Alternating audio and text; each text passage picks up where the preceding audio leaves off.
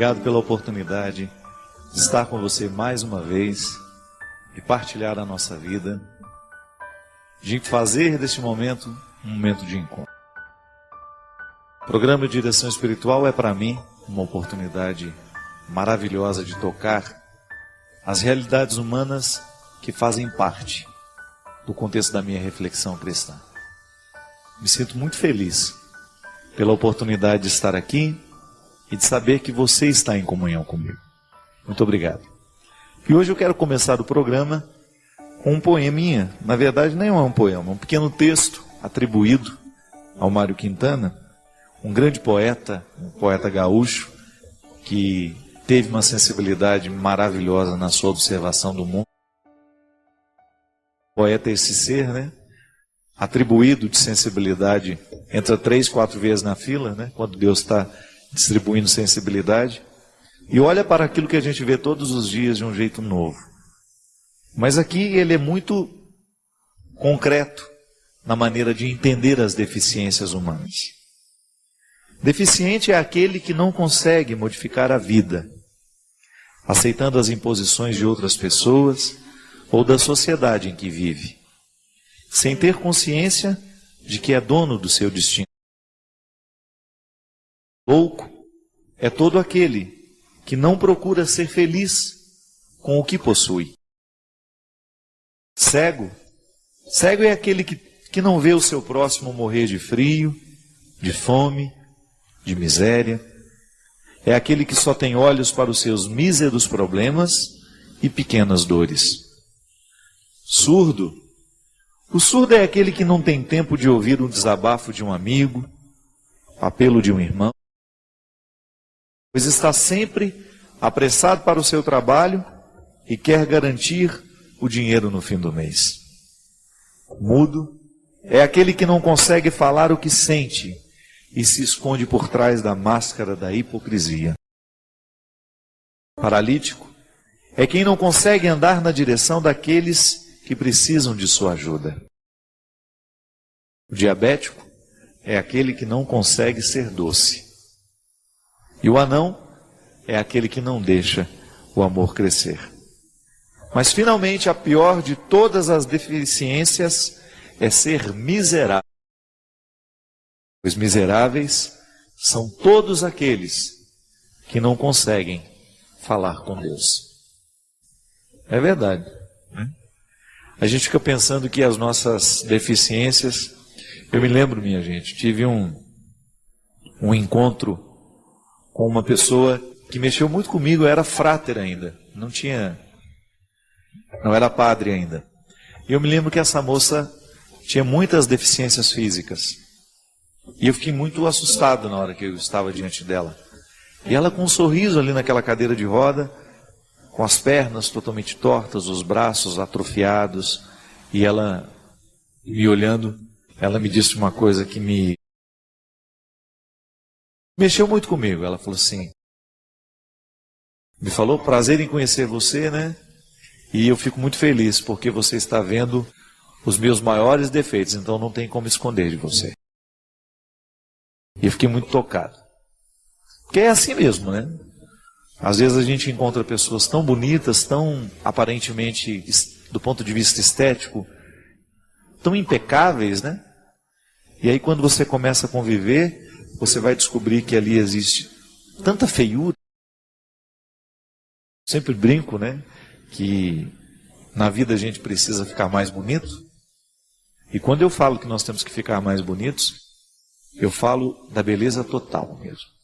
Eu acho que se você precisa se cuidar, se você precisa dar um jeito em você, se você quer emagrecer, se você tem um projeto de ficar mais bonita, que junto com esse projeto de você ficar mais bonita esteja também a sua preocupação em ter cada vez mais uma alma dotada de beleza. Porque é isso que faz com que a gente queira ficar por perto.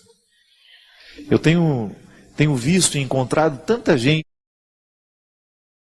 do ponto de vista estético, apresenta tantas imperfeições, mas ao mesmo tempo tem um coração tão bonito, tem uma presença tão forte, e faz uma diferença na vida.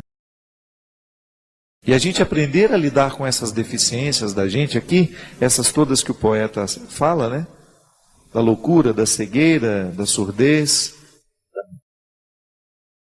Tantas. São tantas as deficiências que a gente tem na vida. Realmente, às vezes, a gente é cego, a gente não consegue ver a pessoa que está do lado, precisando de nós, né? A mudez, a gente não consegue fazer brotar a palavra que verdadeiramente a gente precisa dizer. Como é difícil, às vezes, a gente fazer brotar dos lábios o pedido de perdão, né? Pode ser que você hoje esteja vivendo isso, a dificuldade de colocar, de fazer a raiz do grito provocar essa palavra, me perdoa. Tanta coisa muda, minha gente, quando a gente tem coragem de dizer isso. Quando você sair aí do seu quarto, andar essa pequena distância da sua casa que separa do seu irmão, andar esse pequeno corredor que separa o seu quarto do quarto da sua mãe, bater lá e ter a sensibilidade, a simplicidade de dizer: mãe, me perdoa pela maneira como tenho te tratado, pela palavra grosseira que proferi, ou não fazer esforço para dar certo com você. Andar essa pequena distância e fazer brotar da voz essa palavra que pede perdão ao Pai, ou dar esse abraço no irmão que você precisa, ou até mesmo lhe motivar, né, a pegar no telefone hoje e fazer brotar esse pedido de perdão através de um telefonema. Ligar para quem você sabe que você machucou, que você magoou. A vida fica tão diferente quando nós superamos a deficiência da mudez. Quando você é capaz de ultrapassar a sua... tudo aquilo que lhe impede de fazer a palavra brotar. A palavra que edifica. A palavra que constrói. Tanta gente precisando hoje do seu pedido de perdão. A gente tira o sono das pessoas às vezes com a nossa atitude. Às vezes um pedido de perdão não custa nada. E ele vai fazer um bem danado ao coração do outro. Ele vai provocar um benefício naquele que escuta. A gente cuidar da deficiência da nossa visão, né? Às vezes a gente é incapaz de perceber quem está do lado. Às vezes na necessidade de resolver problemas e situações, a gente fica tão egocêntrico, a gente fica tão voltado para a gente mesmo, a gente fica querendo exigir. A gente faz uma experiência de viver assim o tempo todo, sem ter a percepção do que está ao nosso redor. E quando a gente não percebe o que está ao nosso redor, a gente corre o risco de perder as prioridades, de ficar perdendo o nosso tempo com aquilo que definitivamente não é prioridade. As deficiências são muitas, minha gente. Eu tenho as minhas, você tem as suas. E se a gente não olha para elas com responsabilidade, a gente corre o risco de se transformar nelas. Isso é terrível. Quando a gente começa a se transformar no defeito que tem, na deficiência que tem. É uma consequência natural do defeito não cuidado. Se a gente não trata a deficiência, ela vai tomando cada parte do nosso ser e a gente vai se transformando nela. Eu não acredito que seja esse o nosso projeto de vida. Cuidar da deficiência nossa de cada dia, olhar para aquilo que em nós hoje é deficiente e ter a coragem, sob a graça, sob o auxílio de Deus, a gente modificar. O mundo está carente de nãos. Vejo que cada vez mais os pais e professores morrem de medo de dizer não às crianças. Mulheres ainda têm medo de dizer não aos maridos. E alguns maridos temem dizer não às suas esposas. Pessoas têm medo de dizer não aos amigos. Noras que não conseguem dizer não às sogras. Chefes que não conseguem dizer não aos subordinados. Gente que não consegue dizer não aos próprios desejos. E assim são criados alguns monstros. Talvez alguns não cheguem a sequestrar pessoas, mas têm pequenos surtos quando escutam um não, seja do guarda de trânsito, do chefe, do professor, da namorada, do gerente do banco. Os pais dizem: não posso traumatizar o meu filho. E não é raro eu ver alguns tomando tapas de bebês com 1 ou 2 anos. Outros gastam o que não têm em brinquedos todos os dias e festas de aniversários faraônicas. Sem falar nos adolescentes. Hoje em dia é difícil ouvir alguém dizer: não, você não pode bater no seu amiguinho. Não, você não vai assistir a uma novela feita para adultos. Você não vai passar a madrugada na rua. Não, você não vai dirigir sem carteira de habilitação. Não, você não vai beber uma cervejinha enquanto não fizer 18 anos. Não, essas pessoas não são companhias para você. Não, hoje você não vai ganhar brinquedo ou comer salgadinho e chocolate. Não, você não vai faltar na escola sem estar doente. Não, essa conversa não é para você se meter. Não, com isso você não vai brincar. Não, hoje você está de castigo e não vai brincar no parque. Crianças e adolescentes que crescem sem ouvir bons, justos e firmes nãos, crescem sem saber que o mundo não é só deles. E aí, no primeiro não que a vida lhe dá, e a vida vai lhe dar muitos, surtam. Não estou defendendo a volta da educação rígida e sem diálogo. Pelo contrário, eu acredito piamente que crianças e adolescentes tratados com amor real, sem culpa, tranquilo e livre, conseguem perfeitamente entender uma sanção do pai ou da mãe, intuem que o amor dos adultos pelas crianças não é só prazer, mas é também responsabilidade. E quem ouve uns nãos de vez em quando, também aprende a dizê-los quando é preciso. Acaba aprendendo que é importante dizer não a algumas pessoas que tentam abusar de nós de diversas maneiras, com respeito e firmeza, mesmo que sejam pessoas que nos amem. O não protege, o não ensina, o não prepara. Por mais que seja difícil, eu tento dizer não aos seres humanos que cruzam o meu caminho quando acredito que é hora. E tento respeitar também os nãos que recebo. Nem sempre consigo, mas tento. Acredito que é aí que está a verdadeira prova de amor.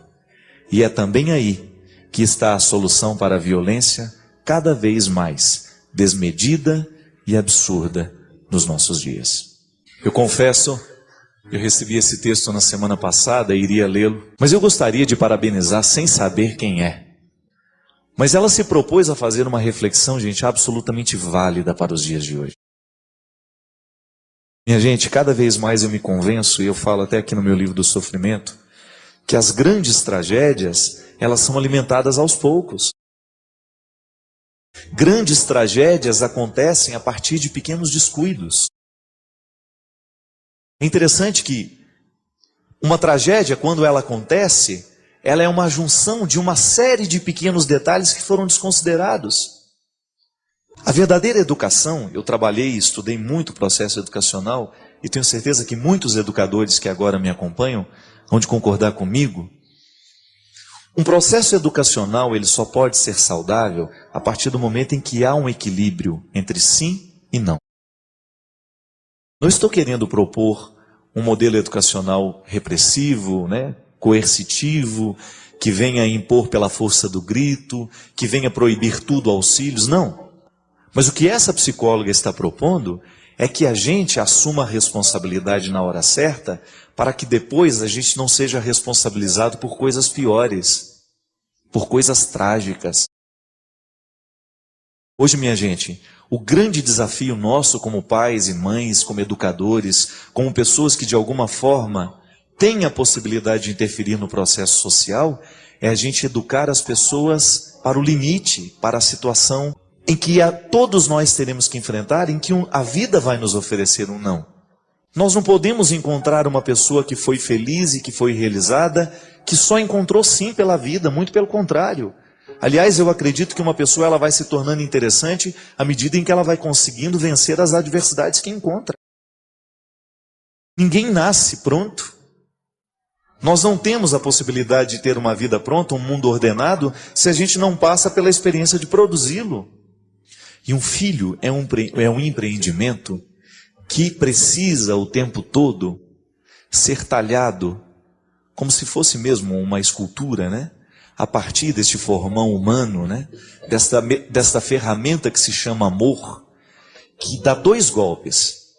O amor é uma ferramenta que dá 2 golpes, para permitir e para negar. Engana-se aquele que pensa que o amor é uma ferramenta que só dá o golpe da permissão. Não.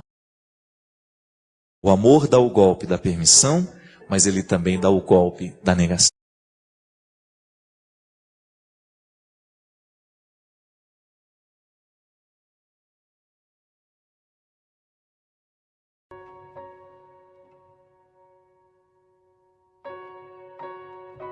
O motivo maior pelo qual estou escrevendo é que eu gostaria que você me esclarecesse melhor o seu ponto de vista como padre, num trecho de seu livro Quando o Sofrimento Bater à Sua Porta. No final da página 122, você nos relata o seguinte: recordo-me que durante o velório as pessoas tentavam nos consolar com frases feitas. Deus sabe o que faz. Chegou a hora dela. Deus sabe mesmo, quem não sabe somos nós. Chegou a hora coisa nenhuma. A vida e a morte estão em nossas mãos. Perdoe-me a ignorância, padre, mas fiquei arrasada quando li isso. De todas as literaturas que já li até hoje, essa foi a minha segunda maior indagação. De fato, nos é passado e transmitido vários costumes através de nossos familiares. Cresci ouvindo isso. Nunca duvidei de que a vida e a morte estariam nas mãos de Deus, Ele que tomaria as decisões, jamais nas mãos dos homens. Sempre acreditei na presença divina como mantenedora de tudo, respeitando o livre-arbítrio humano, mas tendo a decisão final. Sentindo-me abandonada, entre aspas, por Deus, estarei à mercê da humanidade, principalmente na hora de minha morte? Você poderia me ajudar a entender melhor isso? Essa é uma questão muito delicada. Muito obrigado pela sua atenção. Fico no aguardo de sua resposta, se é possível, pois sei que tem uma agenda apertada e o tempo curto. Muito obrigado, Maria Cecília. Minha filha, o livro que você fala é este aqui, para quem não sabe. Esse é o livro Quando o Sofrimento Bater à Sua Porta, que foi lançado aqui há 2 anos. E esta parte que a Maria Alice cita é o momento que eu falo da morte da minha irmã. A minha irmã morreu de maneira muito trágica e ela morreu por causa de um acidente. Ela estava viajando de ônibus e o ônibus tombou e estava sendo transportado aqui nesse bagageiro que fica em cima, né? Um material de aço muito pesado que deveria ter sido despachado no bagageiro. E ao tombar o ônibus, foi um acidente simples, não muito complicado, aquela barra de aço caiu e esmagou a minha irmã. E aí eu digo que a minha irmã morreu porque alguém não cumpriu a responsabilidade. Não é nenhum problema a gente pensar isso, minha filha. Isso não vai gerar orfandade em você. Só que nós precisamos compreender que a proteção de Deus esbarra o tempo todo na liberdade humana. Você mesmo disse, no seu e-mail você já se responde. Será que a liberdade humana prevalece sobre a vontade de Deus? Aí você pergunta, padre, eu sempre acreditei que Deus nos deu o livre-arbítrio, mas que em última instância prevalece a vontade dele. Como é que você pode me explicar que nós, tendo livre-arbítrio, iria prevalecer a vontade de Deus? Então não é livre-arbítrio. Veja bem, toda vez que nós ferimos a vida, naquele momento ali, quando alguém não teve a responsabilidade de colocar aquela peça no lugar certo, isto é, no bagageiro, e ao permitir que aquela peça fosse transportada no lugar para o qual não era preparado para ser transportada aquela peça pesada, nós começamos a ferir o bom senso. Não é assim? Quando eu coloco o meu carro numa alta velocidade pela estrada, eu começo a colocar em risco a vontade de Deus para a minha vida, que eu viva e que eu morra de velho. Quando eu começo a pegar uma arma e atirar nas pessoas e viver de maneira irresponsável, eu começo a ferir esta vontade de Deus para a vida. A vontade de Deus, Maria Cecília, para a vida é uma só, é o bem. Deus não quer a morte trágica, Deus não quer o assassinato, Deus não quer o sequestro. Eu não posso, mesmo que eu queira retirar da minha vida o peso, mesmo que eu queira retirar o peso do outro para dar um consolo para ele, dizer, olha, sua filha está sequestrada, vamos acreditar nisso, uma vontade de Deus. Não. Deus não é este monstro que muitas vezes nós dizemos ser. Na tentativa de responder aos nossos conflitos e dilemas humanos, nós criamos Deus um monstro, fazemos dele um monstro. E Deus não é este monstro. Deus é amor, Deus é misericórdia. Eu prefiro ter que conviver com a dureza da morte da minha irmã a ter que consolar-me com essa história de que Deus quis que ela fosse embora. Minha irmã morreu antes da hora, sim. E não é nenhum problema. Isso não é um atentado à proteção de Deus. Porque a vida humana passa o tempo todo pela experiência da liberdade. E Deus não pode interferir nisso. Aí você pode dizer, padre, mas então, como é que nós vamos entender essa ação de Deus? A ação de Deus é sempre para que ocorra o bem, a bondade. Quando nós não conseguimos corresponder a esta ação, as tragédias acontecem. E é bom que a gente pense assim, sabe por quê? A gente amadurece, Maria Cecília. Retira esta culpa das costas de Deus e a gente assume um pouco mais a responsabilidade de tornar a vida melhor. Veja aí se na sua história também não tem alguma coisa desarrumada que pode causar um acidente. Preste atenção na sua vida. Se também você não está correndo riscos, se você também não está se arriscando demais, preste atenção naquilo que você está escolhendo para você hoje. Pode ser que tenha uma peça desencaixada aí que esteja prestes a provocar uma tragédia. Haja enquanto é tempo. Porque essa ação qualificada, ela glorifica a ação de Deus. Eu não tenho dúvida que Deus nos ama. Eu não tenho dúvida que Deus ama você. E Ele quer a sua vida. Ele quer a sua saúde. Agora você tem que fazer a sua parte.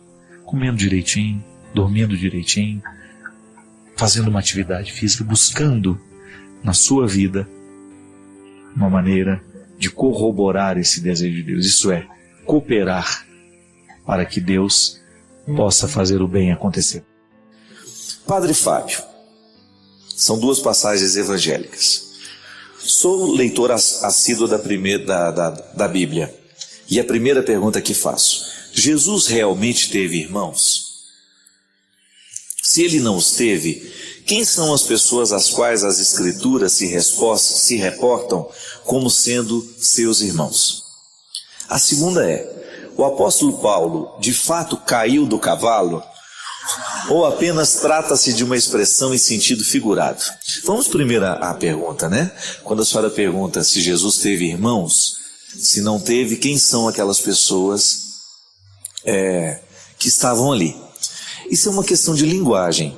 Lá na faculdade a gente aprendeu, dona Adistéia, que essa língua em que foi escrito o texto sagrado, ela é muito rica em verbos, mas é muito pobre em substantivo. Então, por isso que a palavra irmão, ela englobava tudo, englobava primos, parentes mais próximos. Então, o termo irmão na Bíblia não significa que seja um parentesco direto de sangue. Não, pode ser apenas um parente próximo de Jesus. Esta é a explicação que os exegetas dão. Então, a língua é pobre em substantivo e muito rica em verbo. Então, não havendo um substantivo para poder dizer muitas coisas, né, ou muito especificados, um para dizer tudo. Irmão é aquele que quer dizer primo, parente próximo, todos usados dentro do mesmo contexto. Quanto à queda do cavalo de São Paulo, a senhora tem razão em dizer, em trazer isso para a questão do sentido figurado. Porque para nós não é importante saber se Paulo caiu ou não do cavalo. Para nós importa o que sugere a cena. Foi justamente um momento em que tudo que ele cria, tudo aquilo que era a postura de vida, né, de Paulo, veio por terra. E a expressão dele cair do cavalo ou não, não importa. Tanto a senhora pode acreditar que foi uma queda concreta, foi uma queda real, como a senhora pode trabalhar a partir da hipótese de que isso é apenas para figurar um sentido maior. Na verdade, a Sagrada Escritura, ela precisa o tempo todo passar pela experiência de não ser compreendida ao pé da letra. Ela sugere, ela está sugerindo um contexto de mudança, aqui neste caso, na experiência de Paulo. Eu queria aproveitar para dar uma dica, posso? Claro, claro. Uma vez, meditando sobre esta palavra, eu achei bom perguntar para Nosso Senhor sobre o significado desta palavra. E a dica justamente é essa. Quando você tiver dúvidas sobre a palavra de Deus, experimente rezar com ela e perguntar ao Espírito Santo, grande amigo de nossas almas, para nos esclarecer sobre aquilo que a gente está buscando encontrar na palavra de Deus. Porque eu me lembrei que quando eu fui rezar sobre esta famosa queda de São Paulo do cavalo, rezando, me reportando a Deus e procurando entender, o Espírito Santo me falou lá no coração que não basta cair do cavalo, que não era o mais importante cair do cavalo. Aí eu corri na palavra de Deus ali para ver um pouquinho o que aconteceu com Paulo depois. Porque muitos de nós corremos o risco de pensar que bastou cair do cavalo e ali estava tudo resolvido. Não, Paulo perdeu visão, Paulo precisou passar um bom tempo para poder dar, e para poder ter possibilidades de não somente se recuperando, mas de dar uma resposta àquilo que tinha acontecido. Paulo precisou, na sua arrogância, deixar-se conduzir por um Ananias. Então eu entendi que não basta cair do cavalo. E quantos de nós ficamos na queda do cavalo, imaginando que ali já aconteceu tudo que tinha a acontecer com a gente ou com as outras pessoas. Mas a dica, na verdade, é essa. Sobre essas dúvidas da palavra de Deus, experimentemos transformar em oração. É preciso rezar com a palavra de Deus. Importantíssimo buscar que nós continuemos a nos perguntar sobre a palavra de Deus, mas rezar com ela. Quando a gente tem dúvida, seremos muito surpreendidos pela força viva que de fato a palavra de Deus é. E justamente, e o caráter figurado, né, das passagens, é ele que segura justamente a experiência mística. A experiência mística não sobrevive de discursos racionais. Pode observar. O discurso racional é apenas uma ponte para a experiência mística. Porque se você vai ler os místicos, você vai ver que eles dizem coisas que são bonitas, mas que nem sempre têm sentido. É engraçado isso. Quando a beleza, ela não carece de uma lógica. É bonito, pronto, acabou. É como a gente querer dar razão ao porquê da gente gostar de alguma coisa, né? Então a experiência mística com a palavra, e nisso já está o contexto da oração, ela desperta justamente daquilo que você não compreende, mas que ao mesmo tempo que causa um impacto em você. A palavra não é para ser dissecada, né? Ela não é um manual de receita, não. A palavra é viva, e por isso que ela sobrevive no tempo, pela carga mística que está condensada nas histórias que estão ali. Sempre digo, é o que sugere, é aquilo que se desdobra, é o que vem depois do texto, são as reticências, né? Não para na palavra, mas ela sugere uma postura.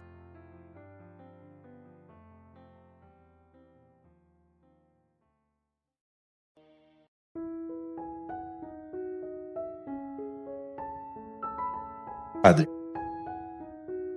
sabe quando a gente sente um peso dentro de nós, com medo de que tudo possa dar errado? Pois é, estou me sentindo assim. Sabe quando uma pessoa se sente perdida no meio de uma confusão? Pois é, esta sou eu. É assim que eu me sinto. É uma tristeza sem sentido. Sei que tenho um potencial para ser feliz, para buscar muito mais. Até incentivo outras pessoas a fazerem o mesmo. Incentivo-as a não terem o medo, mas eu estou experimentando em mim muito deste medo. Sinto-me prisioneira, e isso tem me incomodado. Isso tem me dado uma angústia muito grande. De alguma maneira, todos nós nos incluímos, né? Porque quem não tem que viver esse desafio diário? Viver é um desafio diário. É como tomar água. A água que você tomou ontem não serve para a sede de hoje. O alimento que você comeu ontem, claro, ele pode até estar te nutrindo ainda agora, mas você precisa renovar o alimento. O sentido para a vida é assim também. Eu quebrar as regras dos defeitos, para eu começar a viver sobre as regras das virtudes. Eu ter a sensibilidade, a simplicidade de identificar os meus excessos, aquilo que me torna uma pessoa difícil, e começar a trabalhar. Quanto mais cedo eu começo a trabalhar isso, maior é o benefício. Porque é bom a gente viver a conversão. A gente fica mais agradável, a gente fica mais feliz, a gente fica mais realizado. E esse é o primeiro benefício da conversão. Que quando a gente abre mão desses excessos, a gente fica até mais bonito. Porque você começa a dar espaço para crescer em você aquilo que os excessos não permitem. Muitas virtudes não crescem em nós, é porque os defeitos sufocam. O defeito, ele tem um poder ordinário, absurdo, de sufocar diariamente. É igual aquele que é viciado. Enquanto ele não olha no espelho e diz, esse vício me mata, ele não começa a se libertar. Não adianta eu dizer, não adianta o outro dizer. É preciso que o viciado se reconheça como assassino de si mesmo. Somente a partir do momento em que ele se reconhece assassino de si mesmo, é que ele para de se matar. E aquele vício, que é um veneno ordinário, porque é de todo dia, ele deixa de entrar pelas veias, ele deixa de entrar pela boca, ele deixa de poluir a cabeça, e aquela pessoa de repente começa percebendo coisas bonitas de si mesma, que até então ela não percebia, porque o vício não permitia.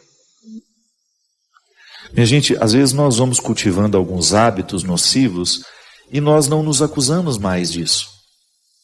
Você sabe que um grande prejuízo humano, que eu tenho identificado, é que as pessoas se acostumam com aquilo que elas têm de ruim. Elas se adaptam ao que tem de ruim. Elas perderam a capacidade de ficarem indignadas, como eu estava dizendo. Às vezes, não consegue recrutar o que tem de melhor em si mesmo. Vai ficando abatido, é isso. Esse não é um problema só seu não, minha filha. Todos nós, se não cuidarmos, nós vamos perdendo o referencial da realidade, do que de fato nós precisamos fazer. Para quê? Fazer para alcançar o melhor de nós. Isso é conversão. Quando eu perco a capacidade de me indignar com aquilo que existe de ruim na minha ambiência, eu perco o poder de transformar. É a indignação que me move na direção da mudança. É um prejuízo que nós não podemos mensurar. Quando um ser humano se acostuma com os defeitos que tem. Porque às vezes as pessoas, elas se esquecem de permitirem que Deus transforme o coração delas.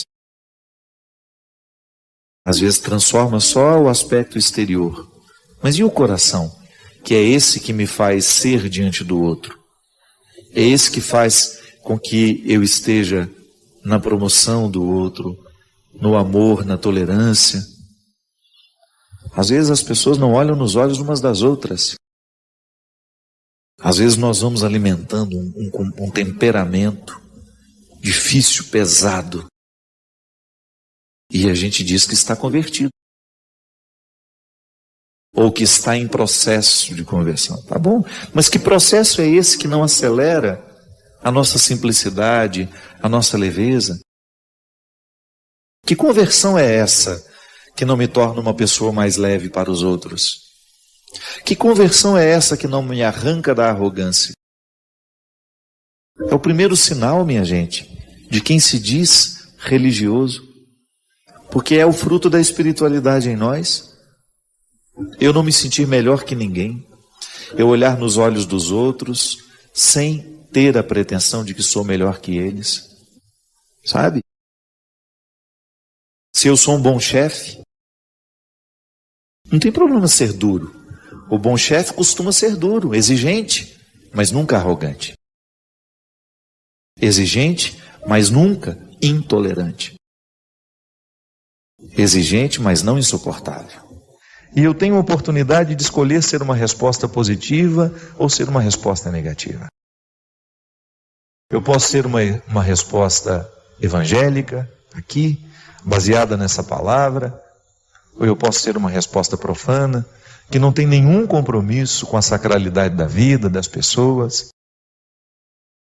Eu posso ser uma resposta cristã que vai favorecer bons relacionamentos de amizade, relacionamentos fecundos, amorosos. Você pode ser uma resposta positiva como marido na vida da sua esposa, na vida dos seus filhos. Você poderá ser na vida do seu esposo, dos seus filhos, dos seus irmãos.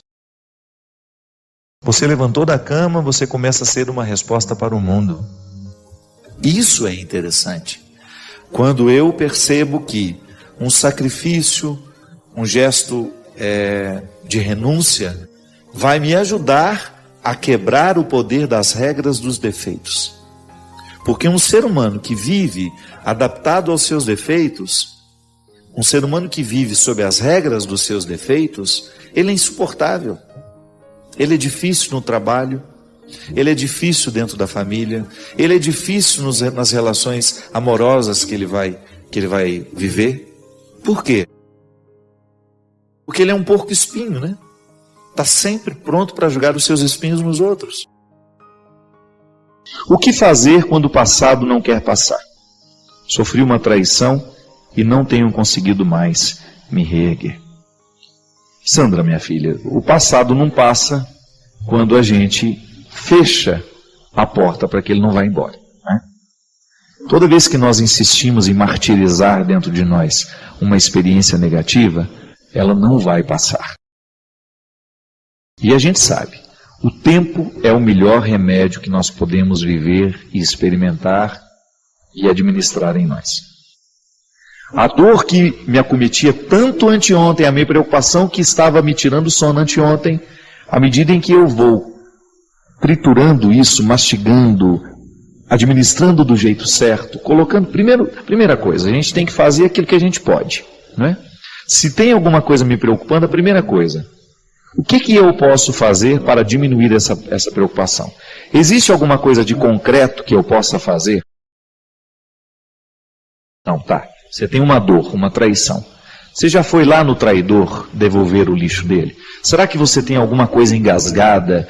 Qualquer coisa que você precisa resolver dentro do seu coração, jogar fora, através de palavras, um choro, sei lá? Alguma atitude sua que possa diminuir essa sensação de desconforto? A gente precisa fazer. É a mesma coisa a preocupação.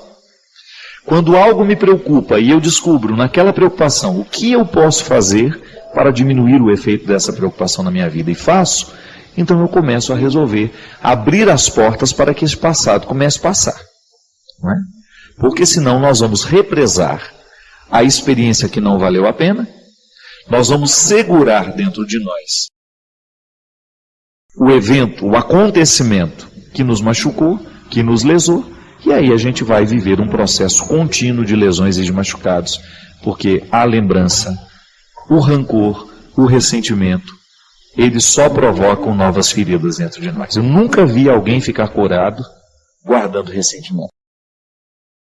O que é o ressentimento? Ressentir. É sentir várias vezes. É como se você pegasse uma gilete e ficasse passando ela em cima do mesmo lugar da pele.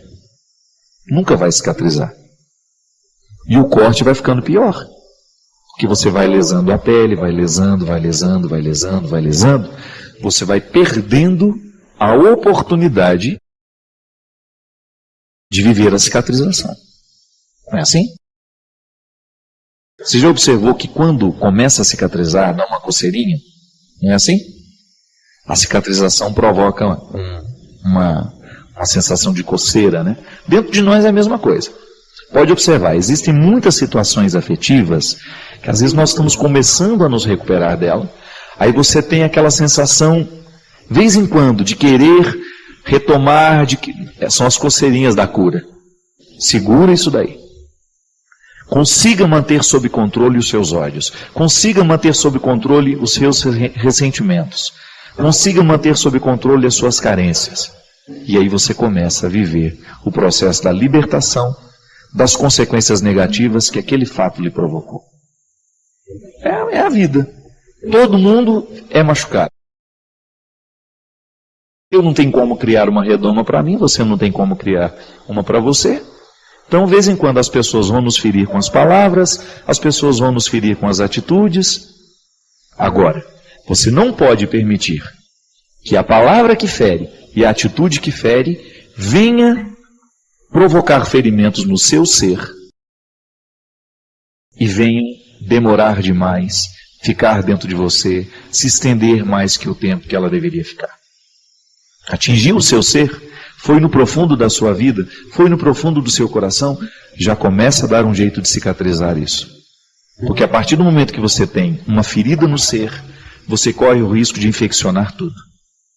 Nos afetos, isso funciona desse jeito, né? De vez em quando alguma coisa vem, machuca o nosso coração, a gente perde a disposição para tudo.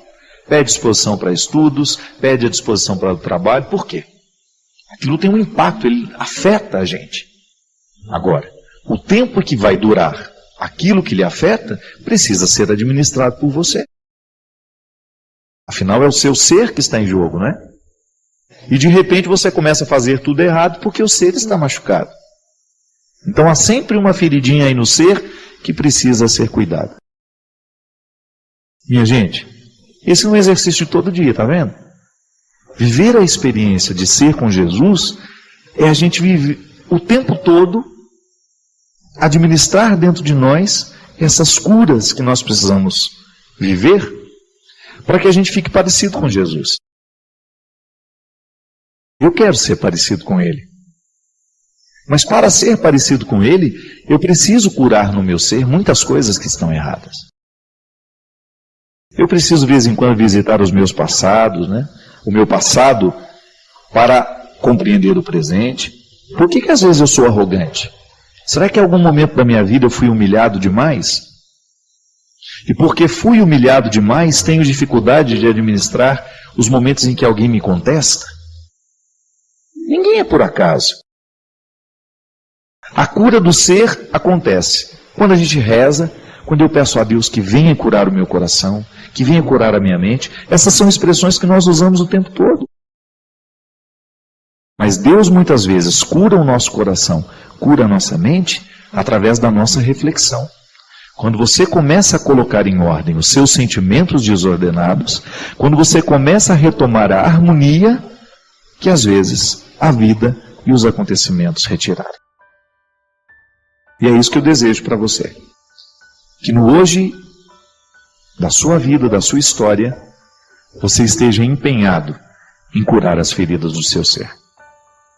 Se te machucaram, se te magoaram, se te feriram, não leve isso com você. Só leve como ensinamento para você não fazer com o outro. Mas não permita que isso vire amargura. A tristeza, para ser criativa, ela tem que exercer dentro de nós o movimento da superação. Então, porque eu estou triste, porque eu estou magoado, chateado, eu observo aquele momento, eu vivo aquele momento como propósito de superá-lo. Porque se eu não superar, eu corro o risco de transformar isso em amargura. E a amargura não faz bem ao coração.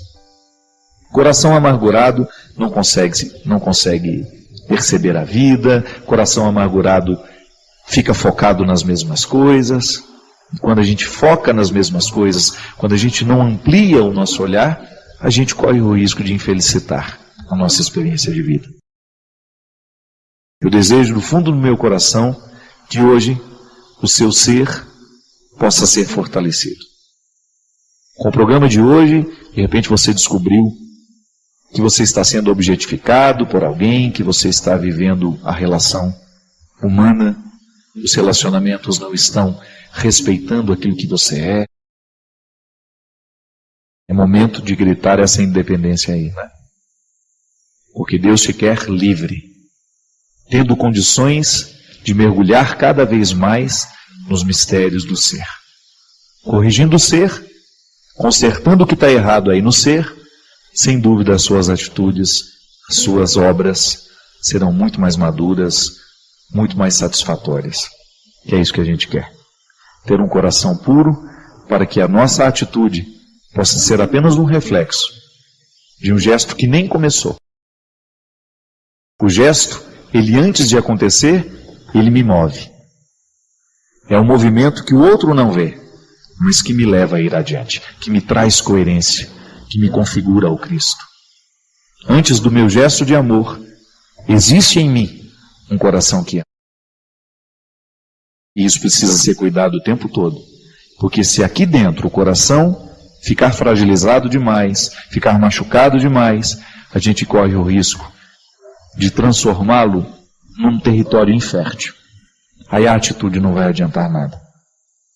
Porque quando a gente realiza um gesto de amor, não é só o outro que é beneficiado, mas eu também sou. Porque o amor, assim como faz bem a quem recebe, ele faz muito bem também.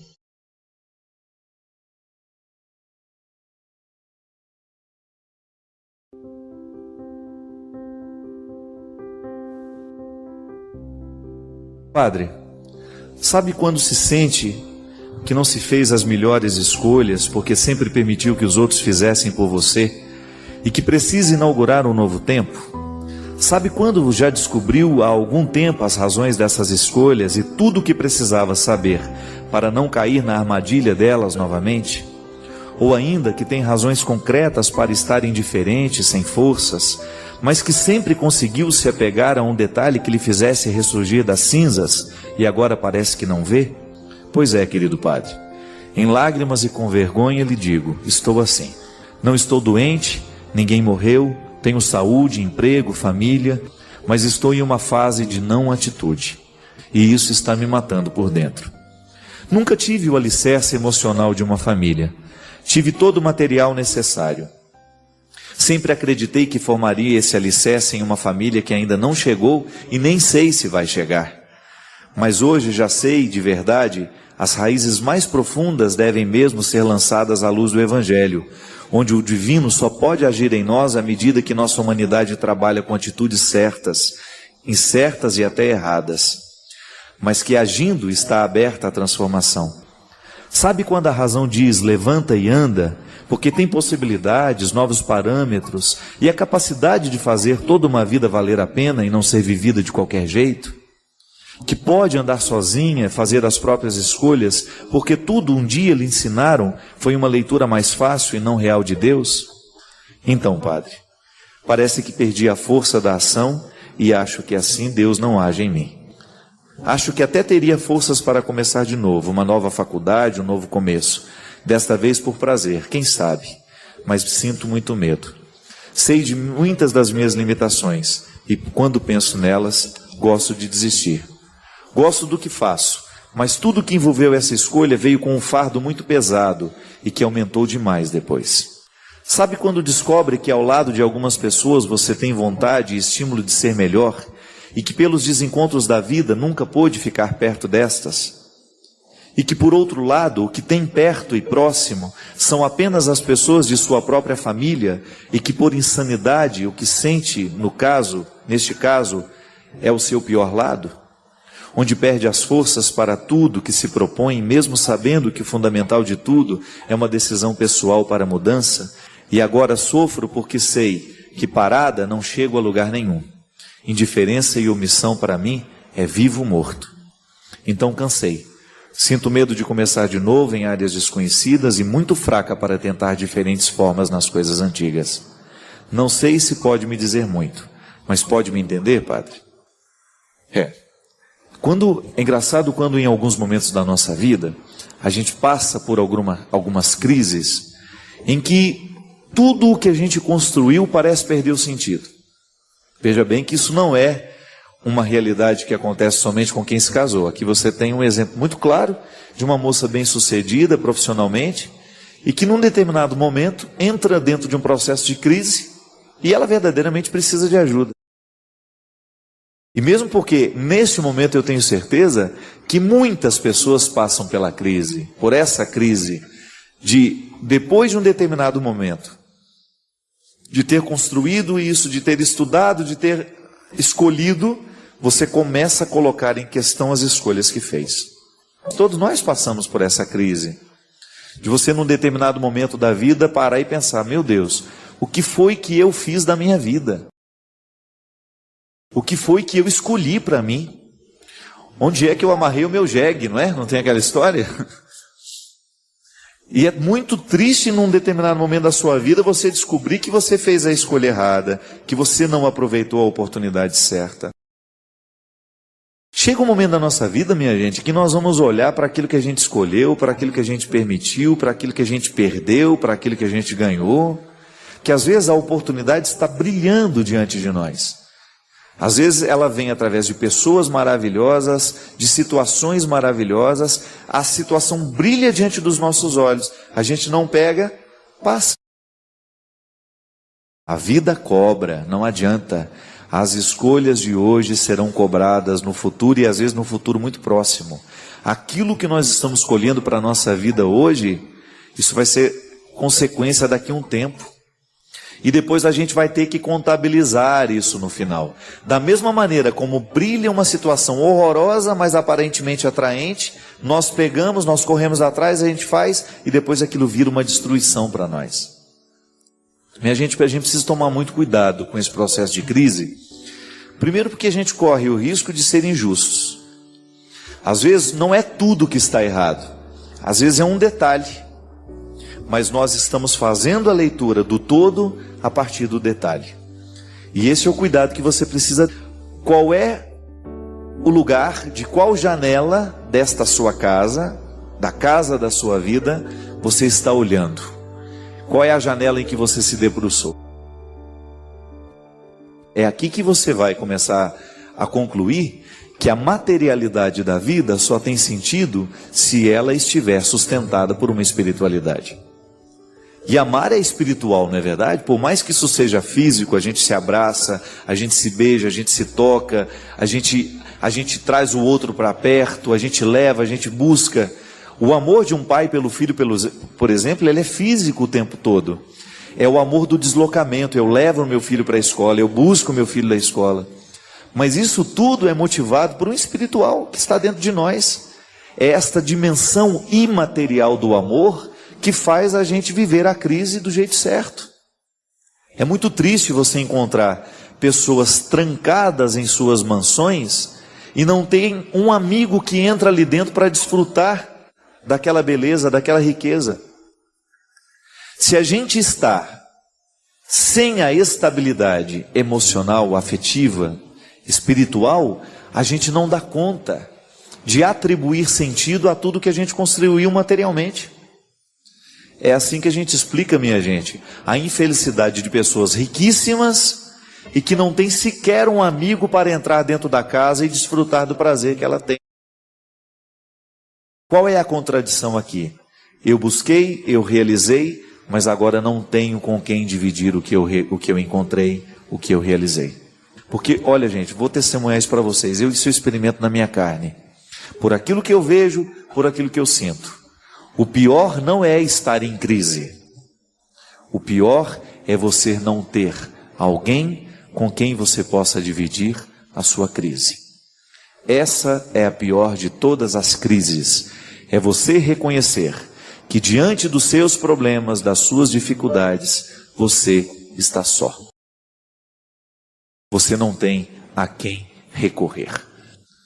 É engraçado, né? A gente encontra pessoas que suportam muito bem a pobreza material e que vivem tranquilamente sendo pobres. Agora, se falta a riqueza afetiva, a riqueza espiritual, não sobra nada da gente. Podemos ter um aparato de coisas, de sucesso, de reconhecimentos em torno de nós, mas se a gente não tem alguém para olhar nos nossos olhos e nos dizer, olha, parabéns pelo sucesso. Alguém que você sabe que verdadeiramente está vivendo aquele momento com você, a crise se estabelece e ela se torna definitiva dentro de nós. A maior pobreza que nós podemos viver na vida é esta. É olhar para o meu telefone, ver 200, 300 contatos, mas eu não reconhecer em 200, 300 contatos alguém que eu possa ligar para chorar, para contar a minha dificuldade e saber que do outro lado eu vou encontrar alguém com uma palavra que vai verdadeiramente me ajudar a viver a dificuldade da vida. A solidão, minha gente, é uma das coisas mais doídas que nós podemos enfrentar na vida. Quando você não tem mesmo para quem você deixar a sua herança, né? E não é só a herança material, não. Eu estou falando essa coisa de você emprestar o sentido para alguém. Você ter alguém do seu lado que você cuida. Alguém que está do seu lado, que cuida de você. Essa experiência mútua do cuidar e ser cuidado, isso é profundamente realizador na vida de uma pessoa. E é isso que faz falta. É isso que vai gerando crise, é isso que vai gerando tristeza. Quando você percebe que o seu mundo está vazio, ele tem uma boa estrutura material, ele tem uma boa estrutura de realizações, mas falta a melhor de todas elas, que é a realização afetiva. Porque às vezes, minha gente, a gente não consegue dentro de casa, a gente não consegue com a família, mas você tem um amigo que é como um irmão. Não é verdade isso? Todos de nós podemos testemunhar isso. Em muitos momentos da nossa vida, o que nos segura não são os nossos irmãos, não são os nossos parentes, não. Quem nos segura para a gente ficar de pé muitas vezes são os estranhos que chegaram, mas que se transformaram em peças fundamentais da nossa vida por causa da maneira responsável como nos olharam, nos agregaram. Se a pessoa não nos agrega, se ela não nos faz crescer, se a gente é apenas um depósito das necessidades dela, ela não nos agrega com nada. E a gente descobre que a gente vive perfeitamente sem ela. Que lamentavelmente, minha gente, nós temos muitos colegas, mas amigos de verdade, e amigos que agreguem, né? Que digam alguma coisa, que tenham alguma coisa, que tenham uma visão nova para nos emprestar. Isso é muito bonito. Você estar ao lado de pessoas que tenham uma visão nova para lhe ajudar a enxergar a vida. Se você tem, faça de tudo para você manter esses vínculos o mais tempo possível, porque isso é uma riqueza, minha filha, que você não encontra nos shoppings para você comprar, você não encontra nas prateleiras da loja. Quem conquistou, conquistou. Por isso que muitas vezes as relações familiares são tão fragilizadas. É porque muitas vezes os irmãos, os pais, os familiares não agregam. E é muito triste você chegar a essa conclusão, de que você recebeu muito mais de fora do que daqueles que eram da sua casa. Quando muitas vezes o contexto da família, ele representa só problemas, só dificuldades, não são pessoas que vão te agregar, não são pessoas que vão te promover, que vão lhe ajudar a superar as suas dificuldades.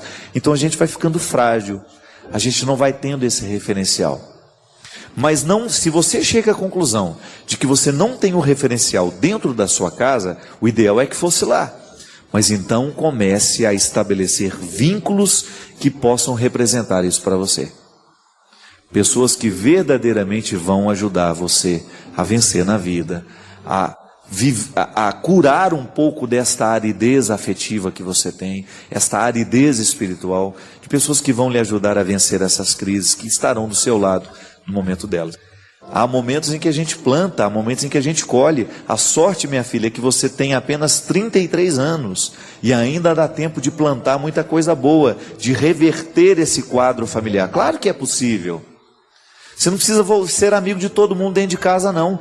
Às vezes nem é possível isso. Mas você precisa estabelecer laços fecundos com as pessoas que estão do seu lado. Se a gente começa a olhar o detalhe que nos incomoda e nós o fazemos crescer, ele realmente vai tomando conta do todo. E o interessante, Vanessa, é que a sua carta parece demonstrar que, mesmo você tendo toda essa realização profissional, você vive uma instabilidade emocional muito grande dentro da sua casa. E essa, muitas vezes, gente, é a causa de muitas crises. Porque não adianta a gente conseguir, não adianta a gente ter, não adianta a gente chegar lá. A gente precisa ter alguém que veja o que a gente conseguiu, que nos apoie para chegar lá, que esteja do nosso lado no momento em que nós chegamos lá. E Jesus já dizia, né? Quem é igual encontrar a pérola preciosa. Quem sabe que ali está a pérola preciosa, renuncia tudo que está sobrando e vai embora atrás da pérola preciosa, porque sabe que lá você encontrará a segurança necessária, o lugar certo para você crescer, para você estabelecer novos projetos, para você ir além. Gente que olhe para você de um jeito novo. Gente que nos olha de um jeito velho, isso não faz diferença. É horrível a gente ser olhado de um jeito velho. A gente encontrar alguém que nos estende a mão, que nos dá uma oportunidade, isso é maravilhoso. Experimento isso na minha vida o tempo todo. Com os amigos que, graças a Deus, eu fiz ao longo da minha vida. Pessoas que me fizeram crescer. Gente que fala o não na hora certa, sabe? e que depois acompanha o seu processo com responsabilidade, sem ciúmes, acompanha na cumplicidade, quer nos fazer crescer, quer nos edificar. Isso é muito bom, minha gente. Quando você encontra pessoas que representem esse papel na sua vida, Vanessa. Esta segurança afetiva, ela é muito necessária.